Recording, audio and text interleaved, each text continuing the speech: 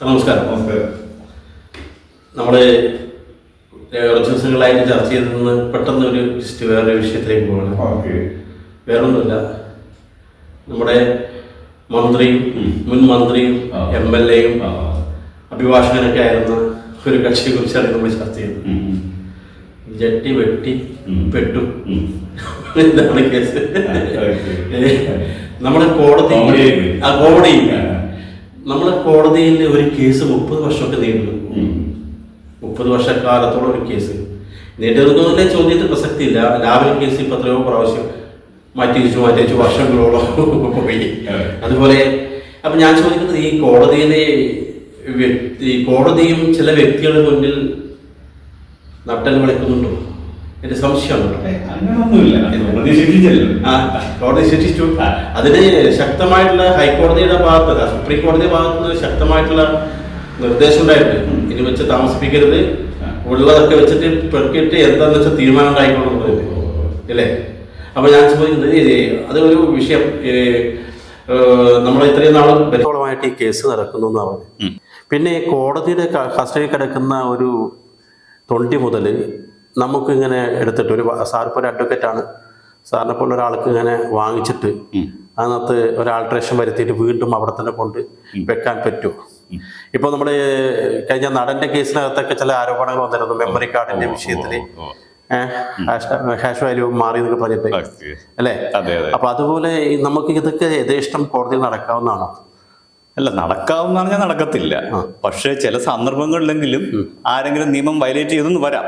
ഇപ്പോഴത്തെ കേസിലെ ആരോപണം മാത്രമാണ്, ചെയ്തിട്ടുണ്ടോ ഇല്ലയോ എന്നുള്ള കാര്യം വീണ്ടും അപ്പീൽ കോടതി പരിഗണന വരുന്നൊരു കാര്യമാണ്.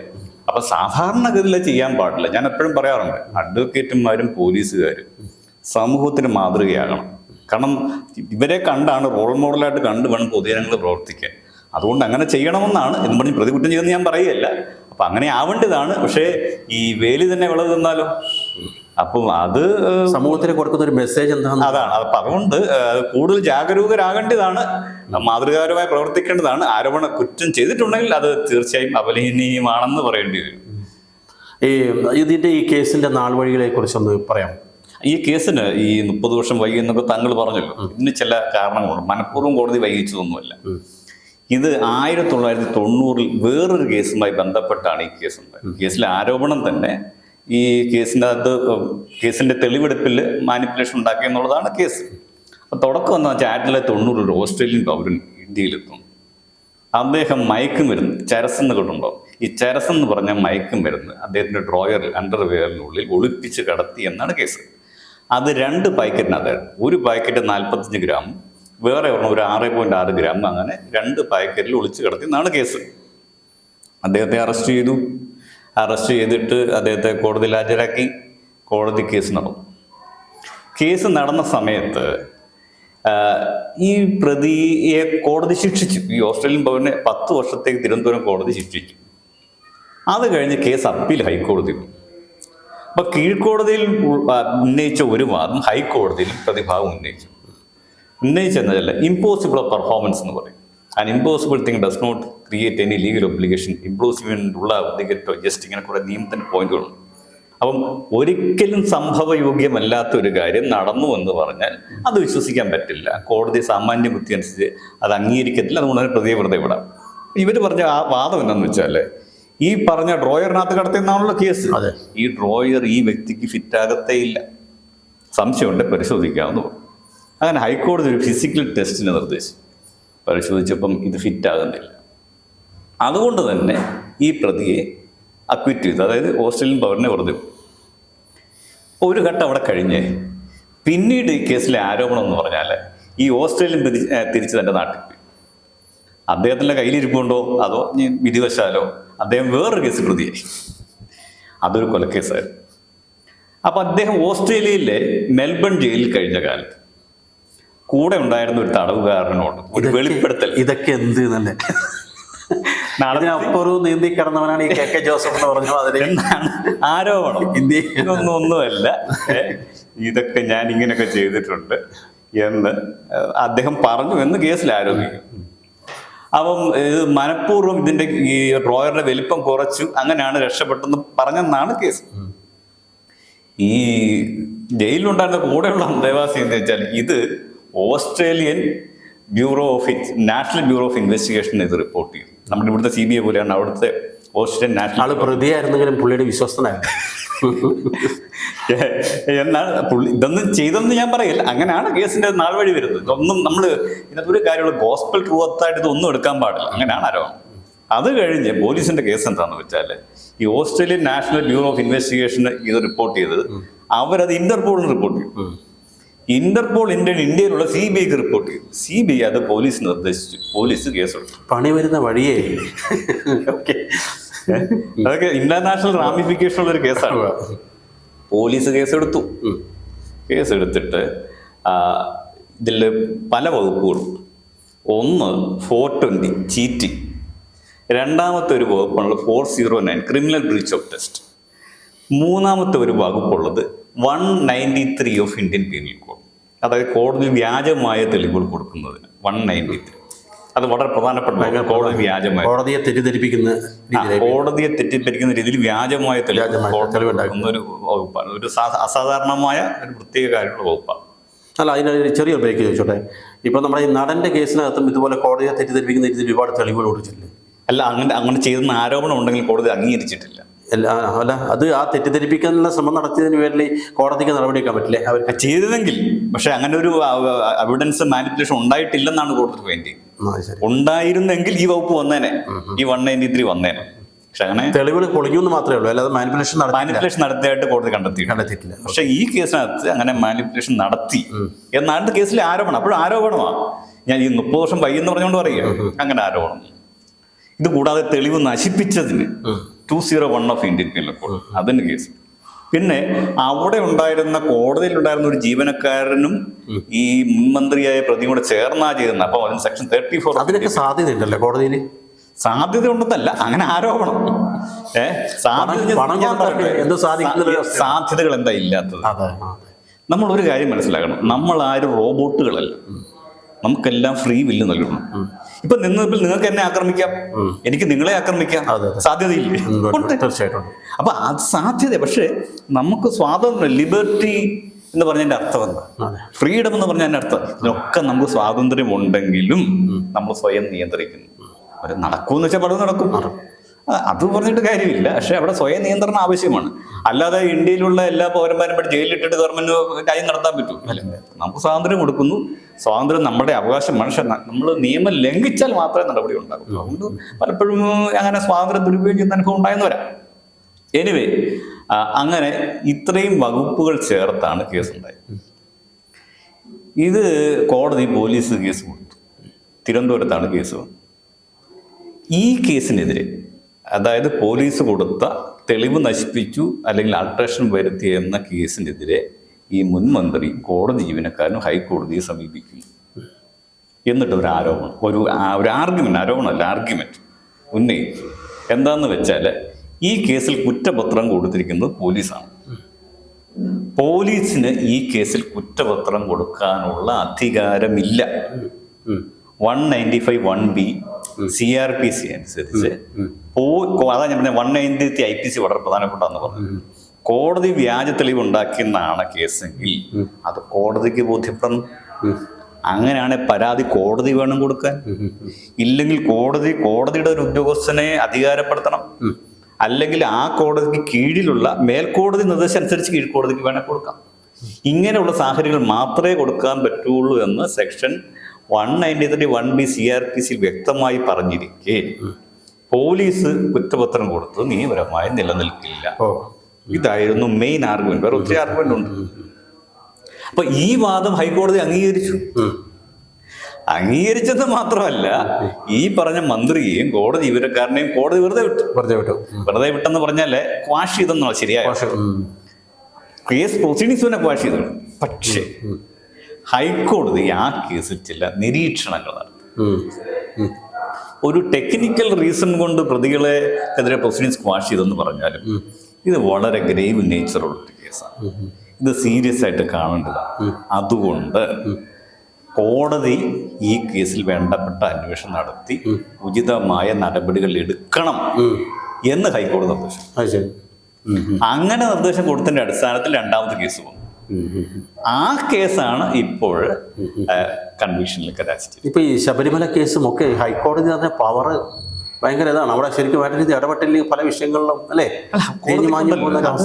ഒരു കാര്യമാണ്. നമ്മുടെ ഈ ജനാധിപത്യം നിയമവാഴ്ച എന്ന് പറഞ്ഞതിനകത്ത് 3 പില്ലേഴ്സ് ഉണ്ട്. ഈ മീഡിയ ഒരു 4th പില്ലർ. ബസ്സുകളുടെ മത്സരഓട്ടം, ദേവൻ രാമേന്ദ്രൻ ബഹുമാനപ്പെട്ട ജസ്റ്റിസിനെ പോലെ ഇതുപോലെ ചില സ്ട്രെങ്തായിട്ട് തീരുമാനങ്ങൾ എടുക്കുന്ന ചില ആൾക്കാരുണ്ടല്ലോ. പബ്ലിക് പ്ലേസിൽ ഇപ്പോൾ ഈ പറഞ്ഞ പോലെ ഫ്ലെക്സുകൾ വെക്കുക, അതിനെയൊക്കെ എടുത്ത് മാറ്റുക. ഇതുപോലെ ചില വ്യക്തിത്വങ്ങൾ ഇല്ലെങ്കിൽ നിയമം തകിടം പറഞ്ഞ് അല്ലേ? അല്ല, അതാണ് നമ്മൾ സ്കൂളിൽ തന്നെ പഠിക്കുന്ന ഒരു കാര്യമുണ്ട്. Legislature, executive, judiciary, 3 pillars of democracy and rule of law. ഇത് 3 ചേരുന്ന നമ്മൾ ഗവൺമെന്റ് എന്ന് പറയും. എന്ത് ഗവൺമെന്റ് കാണിച്ചില്ല, ഇതാണ് ഗവൺമെന്റ്. ഈ ഗവൺമെന്റ് തന്നെ ഇത് 3 ചേരുന്നതാണ്. അല്ലാതെ കേരള ഗവൺമെന്റ് എന്ന് ഞാൻ എഴുതി വെച്ചിട്ടില്ല. എല്ലാം പരസ്പരം ലോക്കാണ്. അതാണ് കറക്റ്റ്. അപ്പം നിയമനിർമ്മാണ സഭ നിയമം ഉണ്ടാക്കുന്നു, എക്സിക്യൂട്ടീവ് നടപ്പിൽ വരുത്തുന്നു, ഈ നിയമത്തെ വ്യാഖ്യാനിക്കുന്നത് കോടതിയാണ്. അപ്പൊ അതുകൊണ്ട് ഇത് 3 ചേരുമ്പോഴേ ഗവൺമെന്റും നിയമവാഴ്ചയും റൂൾ ഓഫ് ലോ ഒക്കെ ആകുന്നുള്ളൂ. അതാണ് നടക്കുന്നത്. എന്തിന് ഇനിയിപ്പം സ്വാഭാവികമായിട്ട് ഇതിപ്പോ ഹൈക്കോടതി പോകും.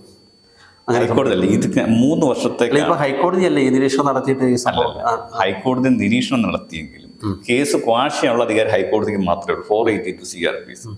അങ്ങനെ ക്വാഷ് ചെയ്ത് ഹൈക്കോടതി പറഞ്ഞത് പുതിയ കേസ് കൊടുക്കുന്നതിന് തടസ്സമില്ലെന്നാ. അങ്ങനെ പുതിയ കേസ് കൊടുക്കുകയാണെങ്കിൽ വീണ്ടും അത് മജിസ്ട്രേറ്റ് കോടതിയിൽ പോകണം. അങ്ങനെയാണ് നെടുമങ്ങാട് മജിസ്ട്രേറ്റ് കോടതിയിൽ ഈ കേസ് വീണ്ടും വിചാരണയ്ക്ക് വന്നത്. ഇപ്പൊ നെടുമങ്ങാട് മജിസ്ട്രേറ്റ് കോടതിയാണ് ശിക്ഷിച്ചിരിക്കുന്നത്. 3 വർഷത്തേക്കാണ് മുൻ മന്ത്രിയെ ശിക്ഷിച്ചിരിക്കുന്നത്. അപ്പോൾ അതിന്റെ അപ്പീൽ 3 വർഷത്തേക്ക് മജിസ്ട്രേറ്റ് കോടതി ശിക്ഷിച്ചാൽ അതിന്റെ അപ്പീൽ സ്വാഭാവികമായിട്ടും സെഷൻസ് കോടതിയിലെ തിരുവനന്തപുരം സെഷൻസ് കോടതിയിലേ പോകത്തുള്ളൂ. അവിടെയാണ്, ഹൈക്കോടതിയിലല്ല. അങ്ങനെയാണ്. അപ്പോൾ ഇനി ഇപ്പോൾ ഇതിൽ ഒരു കാര്യം ഞാൻ ചെയ്യുന്നത്, ഇപ്പോൾ കോടതിയിൽ പോയിട്ട് പറയാണ് കോടതിയെ കസ്റ്റഡിയിൽ കിടക്കുന്നൊരു 20 മുതൽ അതിനകത്ത് ഞാൻ ആൾട്രേഷൻ വരുത്തിയെന്ന് പറയുന്നത് എങ്ങനെയാണ്? കോടതിയുടെ കസ്റ്റഡിയിൽ കിടക്കൽ സാധനം അതിൽ ഞാനൊന്നും ചെയ്തിട്ടില്ല, അത് കോടതിയുടെ ഉത്തരവാദിത്തമാണ് എന്ന് ഈ നമ്മുടെ വക്കീല് അവിടെ ബാധിക്കുകയാണെങ്കിൽ എന്ത് പറയാൻ പറ്റും? അല്ല, ആ സാധ്യത ഇപ്പോഴും തള്ളിക്കറാനായിട്ടില്ല. ഇപ്പൊ നെടുമങ്ങാട് കോടതി ശിക്ഷിച്ചു എന്ന് പറഞ്ഞാൽ അപ്പീൽ കോടതി വെറുതെ വിടത്തിലൊന്നും അതിനർത്ഥമൊന്നുമില്ല. അല്ല, അതിന് വീഴ്ച കോടതിയായിട്ട് ബന്ധപ്പെട്ട ആൾക്കാരെയൊന്നും സ്വാഭാവികമായിട്ടും ഫൈൻഡിങ് അല്ലേ, ആ ഫൈൻഡിങ് തെറ്റാണെന്ന് വന്നുകൂടെ? ആണെന്നല്ല ഞാൻ പറഞ്ഞു, ആണെന്നും വരാം. പക്ഷെ അതിനകത്ത് ഇത് ഈ 20 മുതൽ കൈപ്പറ്റിയതിന്റെ കുറച്ച് രേഖകളൊക്കെ പുള്ളിയുടെ അതെ 20 മുതൽ കൈപ്പറ്റുന്ന രേഖ ഉണ്ടെന്ന് തന്നെ വിചാരിക്കുക. ഉണ്ടെങ്കിൽ തിരിച്ചേൽപ്പിച്ചെന്നൊന്നും വിചാരിച്ചു കൊടുത്ത കണ്ടീഷനിലാണോ ഉള്ളതെന്ന് പരിശോധിക്കാനുള്ള ഉത്തരവാദിത്വം അല്ല കൊടുത്തവർക്കുണ്ട്. ഒരു ഫൈൻഡിങ് ഇല്ല ഇതിനകത്ത്. 20 മുതൽ മേടിച്ചെന്നും തിരിച്ചു കൊടുത്തെന്നും മാത്രമേ ഉള്ളൂ. ഈ മാനിപ്പുലേഷൻ നടത്തിയ പ്രത്യേക രേഖകളൊന്നുമില്ല. അതൊരു ഫൈൻഡിങ് മാത്രം. ഇവിടെ ഞാൻ സംശയിക്കുന്നത് ഈ ശിക്ഷിക്കപ്പെട്ട നമ്മുടെ മുൻ മന്ത്രി പറയാണ്, അദ്ദേഹം ഒരു അഡ്വക്കേറ്റ് ആണ് അല്ലേ, അദ്ദേഹം പറയാണ് ഞാൻ വാങ്ങിച്ചിരുന്ന കണ്ടീഷനിൽ തന്നെയാണ് തിരിച്ചു കൊടുത്തത്. അതെ, എനിക്ക് ഈ കണ്ടീഷനാണ് കിട്ടിയത്. അതെ, ഞാൻ അതേ കണ്ടീഷൻ തന്നെ തിരിച്ചു കൊടുത്തു. അല്ല എന്ന് പ്രൂവ് ചെയ്യാൻ കോടതിയുടെ ഭാഗത്ത് വല്ല തെളിവുണ്ടാവും? അല്ല, അത് 2 കാര്യം. ഒന്ന്, അദ്ദേഹത്തിന് ഈ മേടിച്ചിട്ടേ ഇല്ലെന്ന് വേണ്ട ഒരു കണ്ടീഷൻ എടുക്കാം. അല്ല, മേടിച്ചതിന്റെ റെക്കോർഡ് അവിടെ എഴുതി ഒപ്പിട്ട് കൊടുത്തിട്ട് നിങ്ങൾ പറയുന്നതല്ല. അല്ല, രേഖയുണ്ട് സാറേ. അതും വ്യാജമാണെന്ന് തോന്നുന്നു. അതും വ്യാജമാണെന്ന്. അല്ല, കോടതിയുടെ റെക്കോർഡില് ഈ സാധനം മേടിച്ചിരുന്നു പുള്ളി, അവിടെ അതിന്റെ രേഖ ഉണ്ടെന്നല്ലേ പറഞ്ഞത്. ഇതിനകത്ത് ഒരു കാര്യം മനസ്സിലാക്കണം. ഒരു പ്രതിക്ക് തനിക്കെതിരെയുള്ള ആരോപണം നിഷേധിക്കുന്ന അയാളുടെ നിയമപരമായ അവകാശമാണ്. അല്ലാതെ കോടതി റെക്കോർഡ് ഉണ്ട് സംബന്ധിച്ചൊന്നും ഒരു നിർബന്ധവും ഇല്ല. അപ്പം ഒന്നാമത് അദ്ദേഹത്തിന് വേണമെങ്കിൽ ഇങ്ങനെ ഞാൻ മേടിച്ചു എന്നുള്ളത് തന്നെ നിഷേധിക്കാം. ഇനി മേടിച്ചു എന്ന് തെളിയിക്കപ്പെട്ടാൽ പോലും ഞാനതിൽ മാനിപ്പുലേഷൻ ചെയ്തില്ല എന്ന് വാദിക്കാം.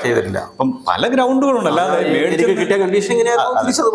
ചില കേസുകളിലൊക്കെ രസകരമായി സംഭവിക്കാൻ, പ്രത്യേകിച്ച് കൊലപാതകം. ഞാനൊരു സംശയിക്കുന്നത് ഈ 20 മുതൽ അങ്ങനെ മേടിച്ച് കൊണ്ടുപോകാൻ പറ്റുന്ന രീതിയിലേക്ക് കോടതി കൊടുക്കും. അത് 20 മുതലല്ല, കേസിലെ ആരോപണം തന്നെ ഈ ഓസ്ട്രേലിയൻ പൗരന്റെ പേഴ്സണൽ ബിലോങ്ങിങ്സ് അത് ഞാനും വാങ്ങിച്ചിട്ടുണ്ട് പല കേസുകളിൽ. ഈ പ്രതിയെ അറസ്റ്റ് ചെയ്ത ഇദ്ദേഹത്തിന്റെ കേസ് എന്നതാണ് ചരസ് കടത്തി എന്നുള്ളതാണ് കേസ്. ആ ചരസ് പിടിച്ചെടുത്തോട്ടെ ആരോപണം ശരിയാണെങ്കിൽ. പക്ഷെ അദ്ദേഹത്തിന്റെ പേഴ്സണൽ ആയിട്ടുള്ള ബാഗോ കറൻസി നോട്ടോ പാസ്പോർട്ടോ അതുപോലുള്ള പേഴ്സണൽ മരുന്നുകളോ ഒക്കെ ഉണ്ടെങ്കിൽ അത് കൊടുക്കേണ്ട ആവശ്യമില്ല. ഇപ്പൊ ഞാനൊരു വിദേശിയുടെ കേസ് നടത്തിയ കേസിനകത്ത് അവരുടെ പേഴ്സണൽ ബിലോങ്ങിങ്സ് തിരിച്ചു തരാൻ പറഞ്ഞു. ഞാൻ വാങ്ങിച്ചു, പ്രതി ജയിലില്ല, ഞാൻ വാങ്ങിച്ചു, കറൻസി ഉൾപ്പെടെ ഞാനാണ് വാങ്ങിച്ചത്.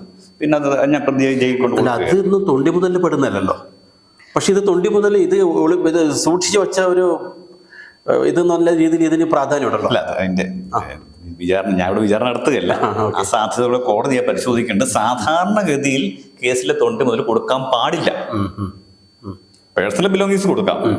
അപ്പൊ സെപ്പറേറ്റ് ആയിട്ടാണ് രണ്ട് ഇതായിട്ടാണ് രേഖപ്പെടുത്തുന്നത്. അതെ അതെ അതെ അതെ. അതായത് തൊണ്ടിയായിട്ട് സ്വീകരിക്കാത്തതെല്ലാം പേഴ്സണൽ ബിലോങ്ങിങ്സ്. അതെ അതെ. മൊബൈൽ ഫോണും കറൻസികളൊക്കെ അങ്ങനെ വരാറുണ്ട്. സംഭവിക്കുന്ന വെച്ചാൽ ഈ വിദേശികളൊക്കെ അറസ്റ്റ് ചെയ്യുമ്പോൾ നേരെ പോലീസ് അങ്ങ് അറസ്റ്റ് ചെയ്യുക.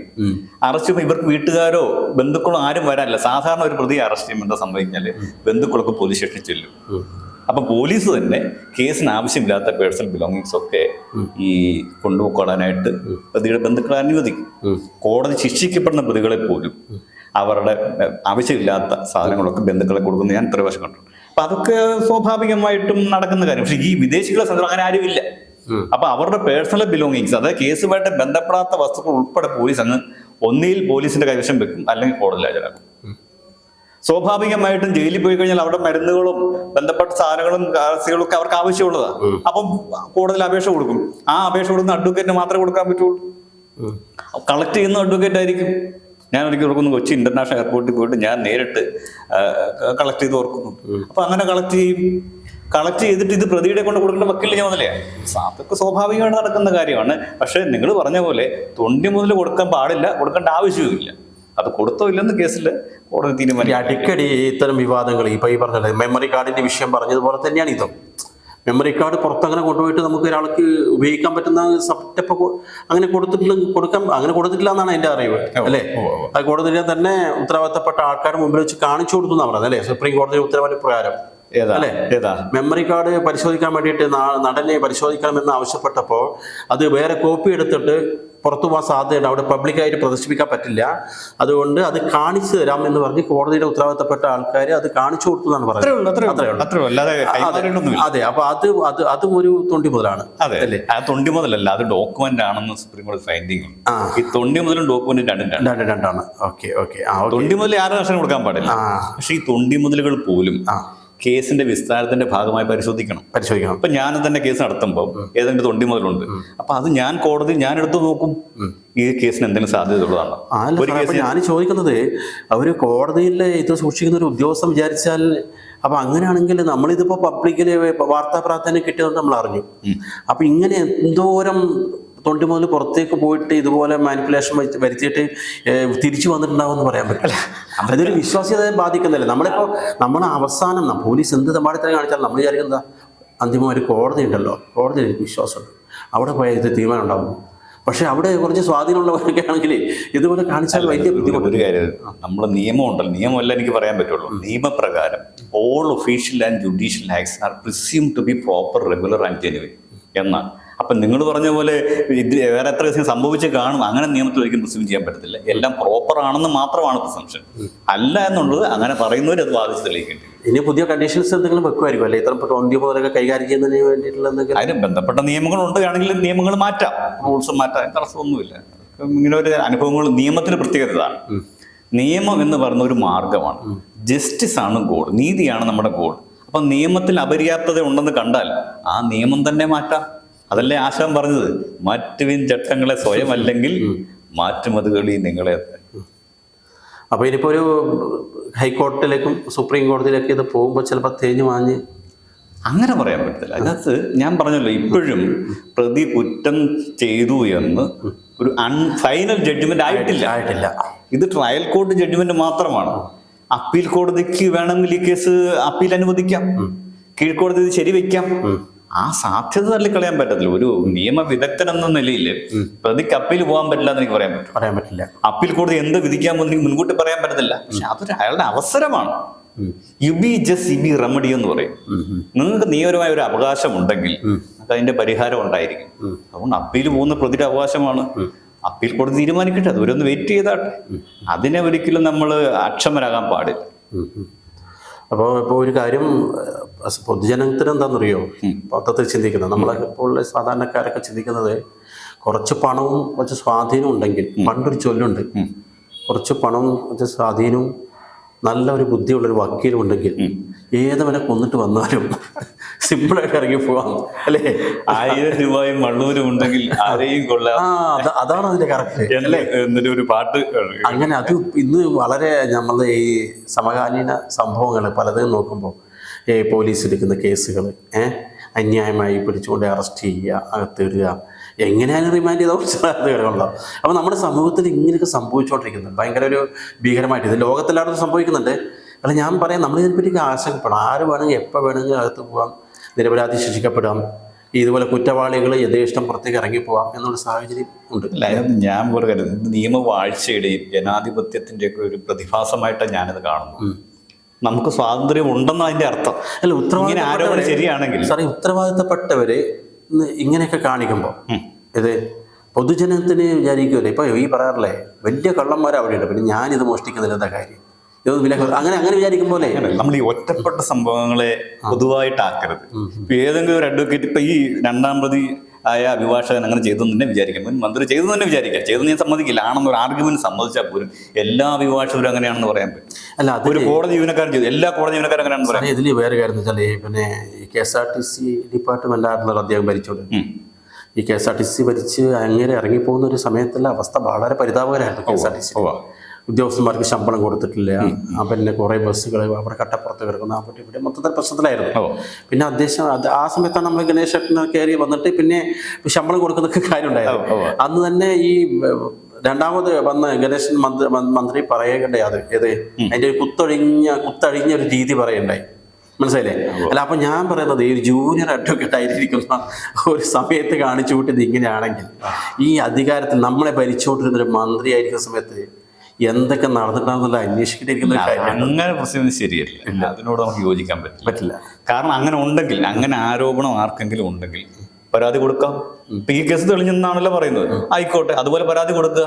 ഞാൻ ചോദിക്കട്ടെ, KSRTCക്ക് മാനേജിംഗ് ഡയറക്ടർ കാര്യങ്ങളും ശ്രദ്ധിച്ചു, അങ്ങനെ ഉണ്ടെങ്കിൽ മാനേജിംഗ് ഡയറക്ടർ ഒന്നും ശ്രദ്ധിച്ചില്ല, അല്ലെങ്കിൽ നിയമത്തിന് ശ്രദ്ധപ്പെടുത്തിയില്ല, ഉണ്ടായിരിക്കുമെന്ന് വിചാരിക്കാതെ. അല്ല, എല്ലാവരും ശ്രദ്ധിക്കുന്നുണ്ട്, എല്ലാവരും അറിയുന്നുണ്ട്, എല്ലാം ഉണ്ട്. ഞാൻ ചോദിക്കുന്നത്, ഇപ്പോൾ വളരെ വിവാദമായിട്ട് ഇപ്പോൾ ചർച്ച നടന്നത് ഹൈക്കോടതിയുടെ നേരെ ഉത്തരവാദിത്വത്തിൽ അന്വേഷണം നടക്കുന്ന ഒരു സ്ഥലമാണ് ശബരിമല. അതെ, ശബരിമലയിലെ ഇപ്പോൾ അയ്യപ്പൻ പോലും ചെമ്പാണോ സ്വർണ്ണമാണോ അത് ഒറിജിനൽ തന്നെയാണോ എന്നതിന് ഒരു ദിശയില്ല. അത് പരിശോധിച്ചാൽ മാത്രമേ അറിയാൻ പറ്റത്തുള്ളൂ, അല്ലേ? അതിന് ടെസ്റ്റ് നടത്തിയാൽ മാത്രമേ അറിയാൻ പറ്റത്തുള്ളൂ. ആ ഒരു അപ്പം ഞാൻ ആലോചിച്ചൊരു കാര്യം, അവിടെ CC ക്യാമറയുണ്ട്, സെക്യൂരിറ്റി ഉണ്ട്, പോലീസുണ്ട്, IPS ഉദ്യോഗസ്ഥൻ്റെ കീഴിലുള്ള സെക്യൂരിറ്റിയാണ് അവിടെ എല്ലാം ഫുൾ ടൈമിൽ. അവിടെ നമുക്കൊന്നും കാണിക്കാൻ പറ്റില്ല. കുറച്ച് സമയം അവിടെ കൂടുതൽ തങ്ങിയാൽ, ഞാനൊക്കെ ശബരിമലയിൽ പോയിട്ടുണ്ട്, കുറച്ച് സമയം അവിടെ നമ്മൾ തങ്ങി കഴിഞ്ഞാൽ അപ്പോൾ തന്നെ എന്താ ഇത്ര സമയം, നമ്മൾ സമയം കഴിഞ്ഞ് പോയിക്കോളും, മാറിയിരിക്കാൻ പറയും. അത്ര സ്ട്രിക്റ്റാണ് അവിടെ, മനസ്സിലായില്ലേ? ഇത്രത്തോളം കൺട്രോളിൽ പോകുന്ന ഒരു സ്ഥലത്ത് നിന്ന് ഇങ്ങനെ വളരെ വില കൂടിയ, അതായത് ഇത്ര കിലോ സ്വർണ്ണത്തിൽ പൊതിഞ്ഞിരിക്കുന്ന സാധനം നമ്മൾ നാട്ടിൽ അരിഭക്ഷണം കഴിക്കുന്ന എല്ലാവർക്കും അറിയാം. ഇത് എന്താ വിജയമല്യ അവിടെ ഇതൊക്കെ സ്വർണം എല്ലാം പൊതിഞ്ഞ് വെച്ചതാണെന്നുള്ളത് പത്രമാധ്യമങ്ങളെല്ലാം നമ്മൾ കണ്ട് ബോധ്യപ്പെട്ടതാണ്, അല്ലേ? അങ്ങനെ ഒരു സാധനം അടിച്ച് അവിടെ നിന്ന് കൊണ്ടുപോകണമെങ്കിൽ അത്ര സുരക്ഷയുള്ള ഒരു സ്ഥലത്ത് നിന്ന്. അപ്പോൾ അതിനകത്ത് ഞാൻ പറയുന്നത്, അതിനകത്ത് ഇതിൽ പെടുന്ന എല്ലാവരും അറിവുണ്ട്. അതിലിപ്പോൾ കുറേ ആൾക്കാർ പുറത്ത് നിൽക്കുന്നുണ്ട്, കുറേ ആൾക്കാരകത്തു. അപ്പം ഞാൻ പറയുന്നത്, ഇതൊക്കെ നമ്മൾ നാട്ടിൽ നടക്കുമ്പോൾ പബ്ലിക്കിൻ്റെ ഇടയിൽ വരുന്നൊരു മെസ്സേജ് എന്താണ്, ജനങ്ങൾ എന്താ ചിന്തിക്കുന്നത്? അല്ല, അങ്ങനെയല്ല. ഇപ്പം അതിൽ പറയാല്ലേ, ഹൈക്കോടതിയുടെ കൺട്രോളാണ് ആ സമയത്തും ഈ സംഭവം എല്ലാം. ഞാൻ പറയട്ടെ, ഈ ആരോപണം ശരിയാണെന്ന് തന്നെ വിചാരിക്കുക. ഈ സംഗതി വെളിയിൽ കൊണ്ടുവന്ന് ഹൈക്കോടതി തന്നെയല്ലേ, കോടതി തന്നെയല്ലേ, കോടതി അങ്ങനെയല്ല. ഞാൻ പറയട്ടെ, സുരക്ഷയ്ക്ക് ഒരാൾ, താങ്കൾ ഇപ്പോൾ വലിയൊരു VIP ആണ്, ഞാൻ താങ്കൾക്ക് വേണ്ടിയിട്ട് ഒരു 3-4 പേരെ ഗണ്ണൊക്കെ കൊടുത്ത് സുരക്ഷയ്ക്ക് നിർത്തിയിരിക്കുന്നു. അതിനുശേഷം താങ്കൾ വേറെ ഒരാൾ തട്ടി കഴിഞ്ഞതിന് ശേഷം സുരക്ഷയ്ക്ക് നിർത്തിയിട്ടല്ലോ, പിന്നെ അവരെ പിടിച്ചു എന്ന് പറയുന്നില്ലല്ലോ. സുരക്ഷ തരിക എന്ന് പറഞ്ഞാൽ എന്നും ഏത് വഴിക്കൂടെ വന്നാലും അതിന് ചെറുക്കാൻ നൽകാം. അല്ല, രണ്ട് കാര്യങ്ങളാണ്. ഒന്ന്, ഞാൻ പറഞ്ഞ എല്ലാ ഒഫീഷ്യൽ ആക്ട്സും ഗവൺമെന്റ് ആക്ട്സും പ്രോപ്പർ റെഗുലർ നമ്മളിങ്ങനെ ഷാർപ്പായിട്ട് പറയുന്നത് കാണുന്നറിയോ, ഇതിനൊരിക്കലും ആവർത്തിക്കാതിരിക്കാൻ വേണ്ടിയിട്ടാണ്. അതൊന്ന്. 2, ഇതൊക്കെ ആരോപണങ്ങളാണ്. ഇപ്പം മുൻ മന്ത്രി കേസിൽ തെളിയിക്കപ്പെട്ടു എന്ന് പറയാം. മറ്റതിൽ ഇപ്പോഴും ആരോപണങ്ങളാ. തെളി വരുമ്പോ എന്താണെന്ന് കണ്ടറിയണം. ഞാൻ പറയട്ടെ, ചാരക്കേസ്, നമ്പി നാരായണത്തിന്റെ ചാരക്കേസ് എന്തെല്ലാം കോലാഹലം ഉണ്ടാക്കിയത്. അദ്ദേഹം എന്തുമാത്രം യാതനകൾ അനുഭവിച്ചു കാണും, മാനസിക വേദന അനുഭവിച്ചു കാണും. പിന്നെ അത് കള്ളക്കേസാന്ന് തെളിഞ്ഞില്ലേ? അന്ന് ഇത് കള്ളക്കേസാന്ന് ആർക്കെങ്കിലും തോന്നിയോ? അല്ല, അത് സാറേ, ഇത് നമ്മൾക്ക് എല്ലാവർക്കും ബോധ്യമുള്ളൊരു കാര്യമാണ്. എങ്ങനെയാ? അല്ല, ശബരിമല കാര്യം ഞാൻ പറഞ്ഞത്, അതൊക്കെ എന്റെ സോറി ഡിഫർ വിത്ത് യു, അതൊക്കെ നമ്മുടെ തോന്നലുകളാണ്. അങ്ങനെ ആവാം, അല്ലാതിരിക്കാം. കോടതിയെ സംബന്ധിച്ചിടത്തോളം, നിയമത്തെ സംബന്ധിച്ചിടത്തോളം, ഇത് അന്വേഷണം നടന്ന് തെളിവ് എടുത്ത് അത് കോടതിയിൽ ഹാജരാക്കി വിചാരണ നടത്തി കോടതിക്ക് ബോധ്യപ്പെട്ടാൽ മാത്രമേ ഒരാളെ പ്രതിയെ കുറ്റവാളിയെന്ന് കോടതി കാണത്തുള്ളൂ. അതാണ് നിയമ സംവിധാനം. അതിനു മുമ്പ് അങ്ങനെ ആർക്കും അല്ല അറിയാം. ഞാൻ ചോദിക്കാം, അങ്ങനെ പിന്നെ അന്വേഷണം ഒന്നും വേണ്ടല്ലോ, പോലീസ് സ്റ്റേഷനും വേണ്ട. കോടതിയും വേണ്ട, അന്വേഷണം വേണ്ട, എല്ലാവരും അങ്ങ് ചെയ്യാൻ പറ്റും. അപ്പം ഗുണ്ടാരാജായില്ലേ? അങ്ങനെ ചെയ്യാൻ അല്ല, അതാണ് ഞാൻ ആദ്യമേ പറഞ്ഞത്. കുറച്ച് സ്വാധീനവും കുറച്ച് പണവും കുറച്ച് പവറൊക്കെ ഉണ്ടെങ്കിൽ നമുക്ക്. അല്ല, അതിനകത്ത് ഒരു കാര്യമുണ്ട്. ഞാൻ പറയാം, exception should not be made as a general.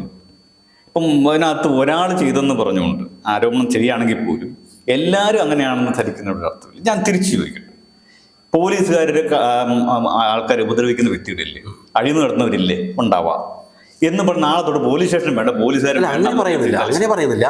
അടിക്കടി ഞാൻ ഈ പറയുന്നത് ചില അടിക്കടി ഇങ്ങനെ സംഭവങ്ങൾ, സമകാലീന സംഭവങ്ങൾ പുറത്തു നിൽക്കുമ്പോൾ ഒരുപാട് സംഭവങ്ങൾ, അതായത് ഇതിപ്പോൾ ഒന്നും പറഞ്ഞില്ല, ഇപ്പോൾ ഈ ശബരിമല വിഷയങ്ങൾ പറഞ്ഞു, പിന്നെ അതുപോലെ ഈ ഇപ്പോൾ ജട്ടി അണ്ടർവെയർ പ്രശ്നങ്ങൾ, ഇങ്ങനെ അടുത്തടുത്തടുത്ത് കുറേ പ്രശ്നങ്ങളുണ്ടെന്നേ. അത് ഞാൻ ഓരോന്നോരോന്നും ഇവിടെ പറയാൻ പറ്റാത്തതുകൊണ്ടാണ്. നമ്മളെ അറിയുന്നില്ല, നമ്മളെ ഉള്ളിലുണ്ടല്ലോ, ഇതൊന്നും പറയാനൊരു സമയ സന്ദർഭം ഇവിടെ ഇല്ലാത്തതുകൊണ്ട് നമ്മളപ്പോൾ ചർച്ചകൾ വേറെ വഴിക്ക് മാറിപ്പോകും. പക്ഷെ ഞാൻ പറയുന്നത് നമ്മുടെ നിയമ സംവിധാനം അത്രയ്ക്ക് ശക്തമാണ്. അല്ല, ഞാൻ പറയുന്നത് ഹൈക്കോടതി ശക്തമായിട്ട് ചില കാര്യത്തിൽ ഇടപെടുന്നതിന്റെ ഫലങ്ങൾ നമ്മൾ അനുഭവിക്കുന്നുണ്ട്. അതുകൊണ്ട് നമ്മളെ ചുറ്റുപാട് ഇപ്പോൾ എറണാകുളത്ത് തന്നെ വരുത്തുന്ന മാറ്റങ്ങൾ, കുറേ കാര്യങ്ങൾ അങ്ങനെ ഹൈക്കോടതിയുടെ സ്ട്രിക്റ്റ് ആയിട്ടുള്ള ചില നിലപാടുകൾ കേരളം ഒട്ടുക്കന്നെ. ഏത് നമ്മൾ ഈ ഫ്ലെക്സ് ബോർഡുകൾ അവിടെ ഇവിടെയൊക്കെ എന്തൊരു വൃത്തികേടാണ് അല്ലേ? ഒരെണ്ണം പൊട്ടി തൂങ്ങി താഴത്ത് കിടക്കുന്നുണ്ടാവും, ഒരെണ്ണം കൊമ്പായിട്ട് കിടക്കുന്നുണ്ടാവും. വാഹനങ്ങൾക്ക് മുമ്പ് ഒരുപാടെണ്ണം ഭയങ്കര അപകടപരമാകുന്ന രീതിയിൽ. അതുപോലെ ഈ പിന്നെ വാഹനങ്ങളുടെ മത്സര ഓട്ടം. പക്ഷെ വേറൊരു കാര്യമുണ്ട് കേട്ടോ, ഇതൊക്കെ പറയുന്ന സമയത്ത് മാത്രമേ ഉള്ളൂ, പിന്നെ അതിനൊന്നും ഒരു ആയുസ് കിട്ടാറില്ല. അങ്ങനെ പറയരുത്. കാരണം കേരളത്തെ പറ്റി പൊതുവെ ഇപ്പോഴും മത്സരിച്ച് ബസ് പറപ്പിച്ചു പോകുന്ന ഞാൻ എത്ര കാണിച്ചതാണ്. അത് ഹൈക്കോടതി സ്ട്രിക്റ്റായിട്ടുള്ള നിർദ്ദേശം. ഞാൻ ഒരു വേറെ, കേരളത്തിൽ കേസുകളുടെ എണ്ണം കൂടുതലാന്ന് പൊതുവെ പറയാറുണ്ട്. എന്ന് പറഞ്ഞാൽ കേരളത്തിലാണ് എല്ലാം കുഴപ്പം, മറ്റ് സംസ്ഥാനം ഒരു കുഴപ്പമില്ല. അങ്ങനെയല്ല, റിപ്പോർട്ട് ചെയ്യുന്ന കൂടുതലാണെന്നാ. ഇപ്പൊ ഇവിടുത്തെ നിയമ സംവിധാനം കൂടുതൽ ശക്തമായതുകൊണ്ടല്ല റിപ്പോർട്ടിങ് കൂടുന്നതാണ്. ഞാൻ അങ്ങനെയും പറയാം. അങ്ങനെ ഉണ്ടല്ലോ, അങ്ങനെ ന്യായീകരിക്കാം. ന്യായീകരണമല്ല, അത് സത്യമല്ലേ? അപ്പം ഇങ്ങനെയുള്ളത് ആരോപണം വരുമ്പോൾ അതിന്റെ ഇതിന് ചെക്ക് ആൻഡ് ബാലൻസ് ആണ്. ഒരാൾ ചെയ്തെങ്കിൽ അതിന് അങ്ങനെ ഇത് പലനാൾ കള്ളൻ ഒരു നാൾ പിടിയുന്ന കേൾക്കും എന്ന് പറഞ്ഞതുപോലെ ഇങ്ങനെയുള്ള സന്ദർഭങ്ങൾ നിയമ സംവിധാനത്തിൽ ചെക്ക് ആൻഡ് ബാലൻസ് ഉള്ളതുകൊണ്ട് ഇത് പുറത്ത് വരുന്നത്. ഇത് നമ്മളാരും കണ്ടുപിടിച്ചതല്ല. എന്തായാലും സത്യം ജയിക്കട്ടെ. സത്യമേവ ചെയ്തേ. അതാണ് എത്ര മൂടി വെച്ചാലും സത്യം ഒരു നാൾ ജയിക്കും.